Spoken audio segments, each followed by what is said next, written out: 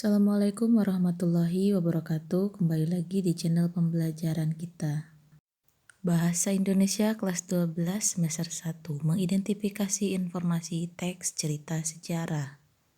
Pengertian teks sejarah itu sendiri ialah tulisan yang berisi cerita, kejadian, atau peristiwa yang benar-benar pernah terjadi atau berlangsung di masa lalu. Sejarah bukanlah cerita imajinasi, namun dapat disampaikan melalui gaya penulisan prosa non-fiksi. Bedaan cerita sejarah dengan teks sejarah. Teks sejarah dituntut untuk menyajikan hal-hal faktual yang benar-benar ada dan pernah terjadi. Yang kedua, sejarawan wajib menyampaikan sesuatu sebagaimana adanya sesuai dengan realita. Yang ketiga, hubungan antara fakta satu dengan yang lain perlu direkonstruksi ulang, setidaknya melibatkan topografi atau kronologisnya. Yang keempat, sejarawan harus bisa membuktikan bahwa yang dibawakan pada masa kini dapat dilacak eksistensinya di masa lalu. Yang kelima, pelaku-pelaku atau hubungan antar pelaku, kondisi, situasi hidup, dan keadaan masyarakat secara universal harus sesuai dengan kenyataan yang terjadi. Berbeda dengan cerita sejarah atau novel sejarah, pertama, bebas untuk menggambarkan sesuatu yang tidak pernah ada. Dua, penulis bebas sepenuhnya dalam menciptakan sesuai dengan imajinasi mengenai apa, kapan, siapa, dan di mana, namun tetap memiliki keterkaitan dengan cerita sejarah tersebut. Ketiga, imajinasi dan kemampuan menciptakan pengaranglah yang mewujudkan cerita sebagai suatu koherensi yang memiliki hubungan situasi sejarah.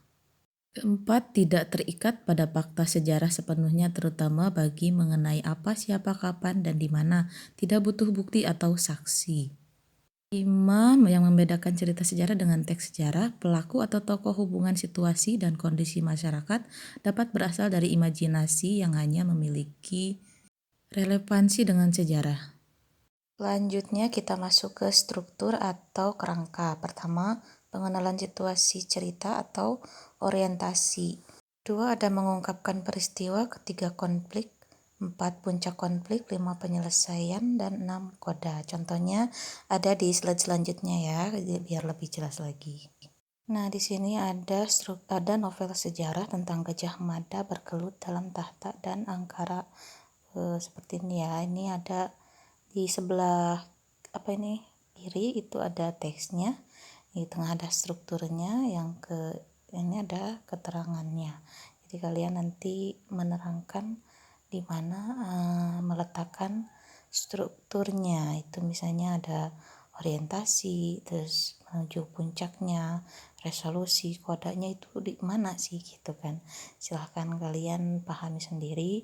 Ada di buku kalian yang ibu bagikan di halaman 44. Kalian buka ya. Ya, nanti tugasnya seperti ini nanti ya. Ada di kolom-kolom kutipan novel, struktur, dan keterangannya. Nanti kalian akan diberikan tugas seperti ini, dimana ada orientasi, pengungkapan peristiwa, terus menuju puncaknya di mana, di sebelah mana, dan kalau menuju puncak itu bisa 2 atau 3.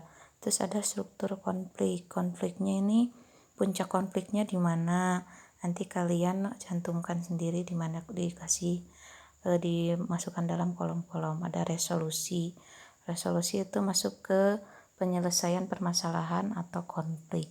Biasa ada yang menggunakan koda sama dengan puncak konflik. Resolusi juga bisa memiliki 1 atau 2 atau lebih.